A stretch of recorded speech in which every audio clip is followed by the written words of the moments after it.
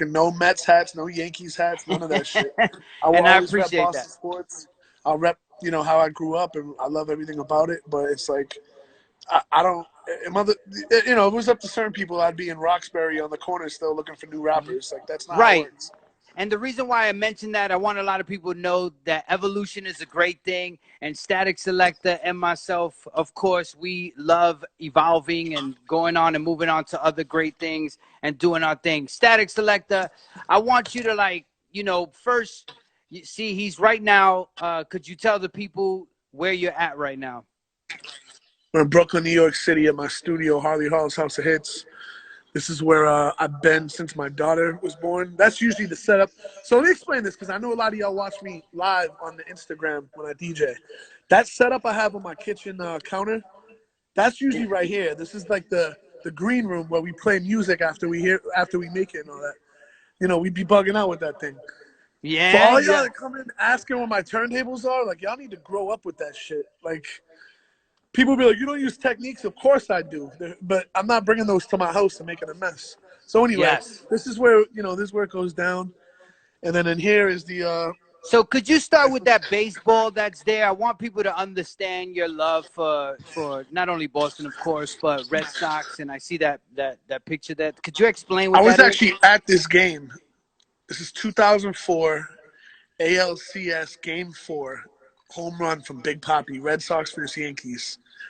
And that changed a lot of shit. No one thought the Red Sox were going to come back from that, and it changed the whole game. We won our first World Series, reversed the curse. It's a good Yes. time, right, Dom? Look at that beautiful face right there. Yo, Swiffer, kid. What's up, Dami? All Me and right, Dom so just rode 10 miles. congratulations. Salute to everybody who is doing everything they can to be helped. Could you also show me the picture on the wall with Joey Badass that you have right there and explain what that is? That's us on Jimmy Kimmel, The Tonight Show. I mean, Jimmy Fallon. The Jimmy Fallon Tonight Show, January 19th, I think, 2015. It was a couple days before Joey's album came out, maybe like a week before the money came out. And Awesome. that's BJ the Chicago kid as well. So I want you guys to understand Static's my personal friend, my real friend is now. Static, could you show everybody who I have a crush on? Could you show the plaque of who I What? have a crush on? Who? Who's a snack that's on your Oh, wall that I have a crush on? Young and May. Oh my God! What I wouldn't that's do to all get me right rammed. there. That's me all day. All right, Holy moly. so Static's got a bunch of plaques, which is a great thing. Now, what I do love, Static, is that you also have the 50 cent plaque. That is a beautiful piece of art as well. Could you explain that? Yeah, so basically, rest in peace, Chris Lighty. I did all the marketing in the Northeast for Get Rich or Die Trying. Show Off Marketing handled it along with Interscope and Violator. And it was just a very dope era, man. Like, we were running around with these guys, and the album sold, this plaque's for 10 million worldwide. I think at this point, worldwide, it's at about 14 million. But in the U.S., it's at like 9.5. But this is worldwide, and that was back then. This is one of the biggest selling albums of all time. So it was dope to be part of that campaign.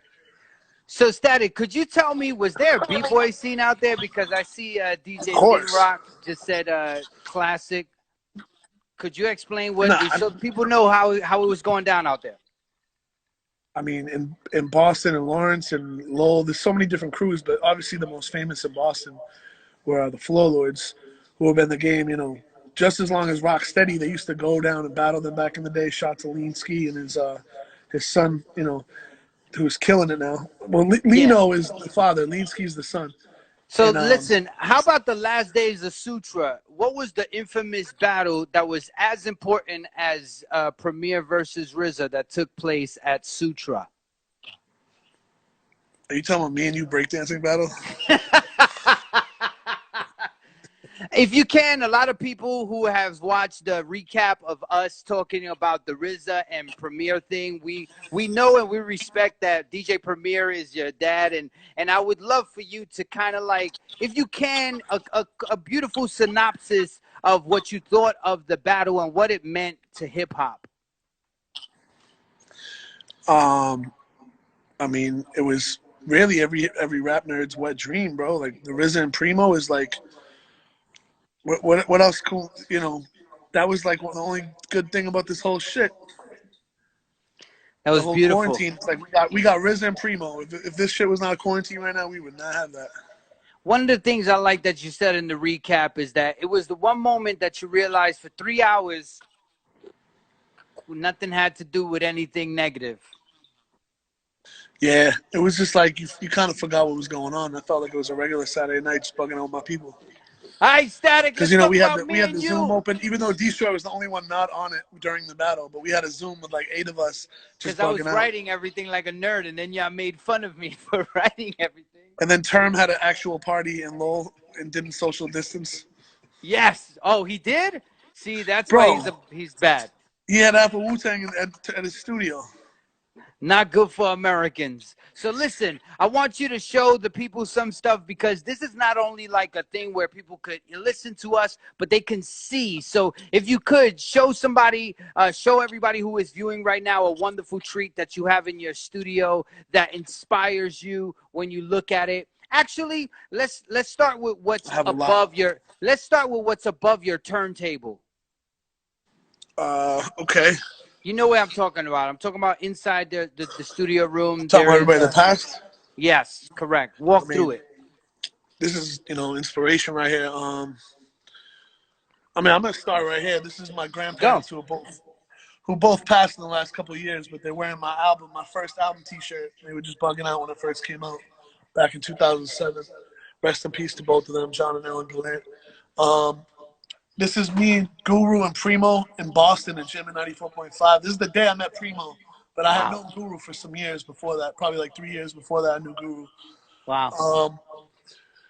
This plaque, the only reason it's here, obviously Joey Badass is alive and well, but this plaque was given to me on the last night we saw Junior, who was our tour manager and Joey's cousin. Wow. He gave these plaques out for the sold-out UK tour to us and died in a car accident, like, very shortly after, like literally days. So I kind of put this up in honor of him and how proud he was that night. Mm-hmm. Obviously, Phife Dawg, my first big tour was going on tour with Tribe Called Quest. And, it's a blessing to be family with Tip and everybody. Rest in peace, Phife. This is actually DStroy went with me to this service at the Apollo Theater. Yeah, at the Apollo, man. That was amazing. That was a day. 4 years ago. That was a day. This is the actual service from Prodigy's service, who, was a dear, dear friend of mine, my next door neighbor, and we actually got really cool. And like I'd say the last 5 years knowing him, we were like really the closest. Could you explain what that is? Is that like something when you got at the service? No, it's the program from the funeral. Wow. Shout out to Dom Dirty who came with me to that term. Sabino. Yeah. We all went over there in Harlem. This is the insert from Before the Money, Capital Steez, rest in peace. This one I shouldn't have to explain this one. Sean Price is a very, very good friend of mine. And he just, this was actually a gift from an artist from Massachusetts who I think he was going to sell it or something. And I said something about it, and I was just like, damn, that's dope. And he changed his mind and just sent it to me. He just gave it to me. Wow, that's really good, man. And that's actually a similar story with this. This is the actual painting. It says 8292. It's like he quoted, it says Mac was born in 92, but he rhymed from 82. That's from the record me and Term and Mac have. Okay. 8292. Okay. And the same thing happened with this. The actual artist sent it to me, paid him to make it for them. And he still sent it to me and like gave him the money back or something. That's beautiful. And then obviously, this is all Biggie, man. Biggie's my favorite rapper. And wow. Could you turn the light on because it is kind of dark, so I want people to appreciate this, what they see. Now, as Statik Selektah is running through those Biggie toys because he hasn't started talking about that, could you guys hit the heart button for all these individuals who we lost in the past and that we still have them in our hearts, of course? All right, go ahead, Statik. The rest of the room's albums I produced, and Detroit vs. Everybody, Eminem, all my albums and different stuff I produced. Nas. Could you go? Could you go slowly? This is a big one for me right here. this is a flyer. There's mad junk right here. I can't get past, but this is a flyer, a poster from my first album release party at Crash Mansion in L.A. Yes. And it was me and Primo. Shout out to Bubba and E who made that happen.